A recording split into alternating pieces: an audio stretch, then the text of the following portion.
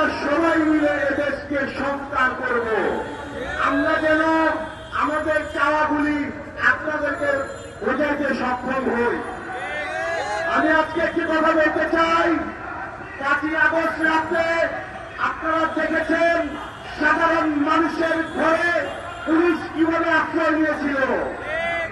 যে পুলিশকে দেখলে সাধারণ মানুষ ভয়ে কাতর হয়ে থাকত, সেই পুলিশই কিন্তু সাধারণ মানুষের ঘরে ঘরে গিয়ে বলেছেন, আমাকে বাঁচান, আমি বাঁচতে চাই। আমরা সাধারণ মানুষ সেদিন সেই পুলিশ ভাইদেরকে আশ্রয় দিয়ে আমরা প্রমাণ করেছি আপনারা আমাদের ভাই, আমরা আপনাদের ভাই। আজকে আমার এই সিএনজি চালকদের ভাইদের সামনে এসে আমি শুধু একটি কথা বলবো, 50 কেজি ওজনের সিএনজিটার দাম একটা সময় ছিল 2 থেকে 2.5 লক্ষ টাকা। কিভাবে বেড়ে যায়? এটা বেড়ে যায় আপনারা সিএনজি চালকদের একটা নাম্বার প্লেট দেন। একটা নাম্বার প্লেটের দাম যদি 12 লক্ষ টাকা হয়, তাহলে এই নিয়মে যেভাবে আপনারা চালাবাজি করছেন, এখান থেকে এই সিএনজি চালকরা বাঁচবে কিভাবে? আমি বলতে চাই, এই নাম্বার প্লেটের ভুক্তভোগী কিন্তু একজন সিএনজি চালক নয়। একজন এই নাম্বার প্লেটের ভুক্তভোগী আমরা সাধারণ যাত্রীরাও। এই নাম্বার প্লেটের ভুক্তভোগী সিএনজি চালকের মালিকরাও। সংগ্রামী বন্ধুগণ, আপনারা আপনার যে দাবি নিয়ে এখানে এসেছেন, আপনাদের দাবি আপনারা ঘরে ফিরবার আগে ইনশাআল্লাহ পূরণ হয়ে যাবে ইনশাআল্লাহ। মানুষ আমাকে বলে আমি রিক্সাওয়ালাদের নায়ক, তখন আমি খুব আনন্দিত হই। মানুষ আমাকে বলে আমি ভ্যানগাড়িওয়ালাদের নায়ক, তখন আমি খুব আনন্দিত হই। মানুষ আমাকে বলে আমি সিএনজি চালকদের নায়ক, তখন আমি খুব আনন্দিত হই। আমি আজকে শুধু একটি কথা বলতে চাই, এই ট্রাফিক ভাইরা এই সিএনজি চালকদের জন্য মামলা দেন, আপনাদেরকে একটা বিশেষ সুবিধা দিয়েছে সরকার। সেই সুবিধাটা হয়েছে কি, মামলা দিলে মামলা থেকে 50% কমিশন অটো আপনাদের নামে ঢুকে যাবে। আমি বলতে চাই, আগে একটা সময় দেখতাম সিএনজি চালকদের যখন আটকানো হতো 50 টাকা, 100 টাকা, 10 টাকা, 20 টাকা দিলে ট্রাফিক ভাইরা ছেড়ে দিবেন।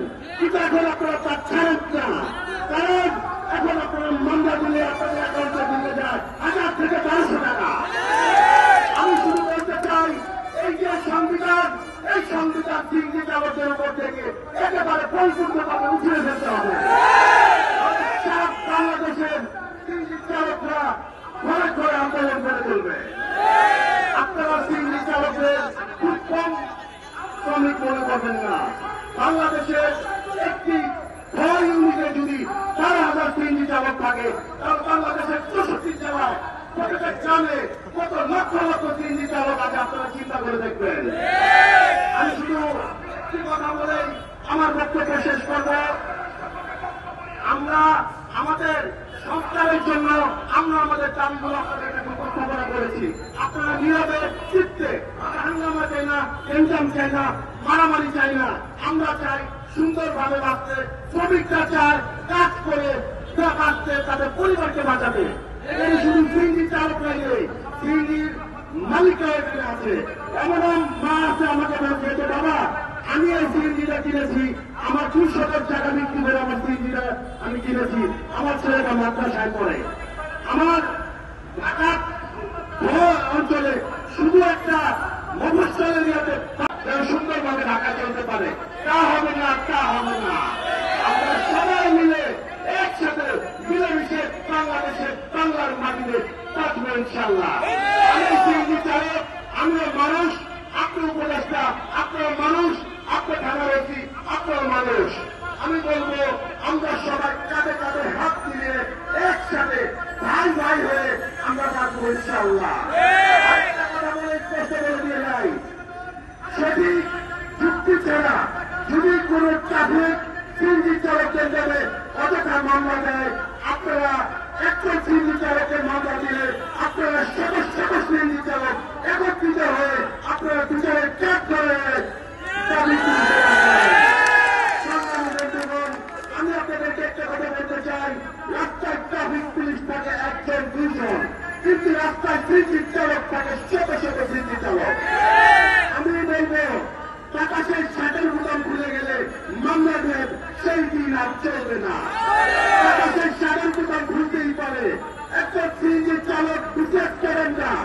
প্রত্যেক সিএনজি চালক ঢাকা বিশ্ববিদ্যালয়ের ছাত্র না, একটা নিয়ম কারণ সিএনজি চালক নাও জানতে পারে।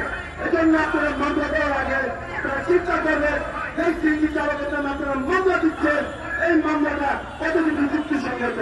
আপনারা সবাই ভালো থাকবেন। আমার বক্তব্যের মধ্যে